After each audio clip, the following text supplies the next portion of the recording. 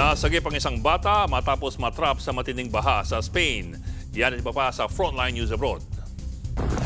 Mula sa helicopter, bumaba ang isang Spanish Civil Guard papunta sa isang bahay sa kasagsagan ng matinding pagbaha sa bayan ng Alora sa Spain. Nang matumbok niya ang target na bahay, dito na nasagip ang isang bata. In-airlift ang bata sa helicopter.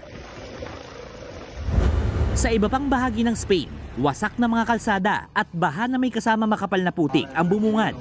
Sa tindi niyan, kinailangan pang gumamit ng traktora ang mga otoridad para lang masagip ang mga residenteng natrap sa kani-kanilang bahay. Malakas na ulan ang nanalasa sa silangang bahagi ng Spain na nagdulot ng flash flood kung saan mahigit 50 ang nasawi. Ayon sa mga otoridad, ito ang pinakamaraming naitalang patay bunsod ng pagbaha sa Europe mula 2021. Matapos manalasa sa Pilipinas, sa China naman ngayon humahagupit ang Typhoon Trami o Bagyong Christine. Gamit ang mga rubber boat, sinagip ng mga rescuer ang mga nagtatrabaho sa isang warehouse. Wala namang napaulat na nasawi, pero umabot sa lampas tao ang naranasang pagbaha. Sa Taiwan naman, puspusan na ang paghahanda para sa Super Typhoon Leon na may international name na Kongray. Mula sa Pilipinas, tinutumbok ng Super Typhoon ang buong Taiwan. Dahil dyan, pansamantala nang isinara ang mga pasyalang malapit sa dagat para iwas disgrasya.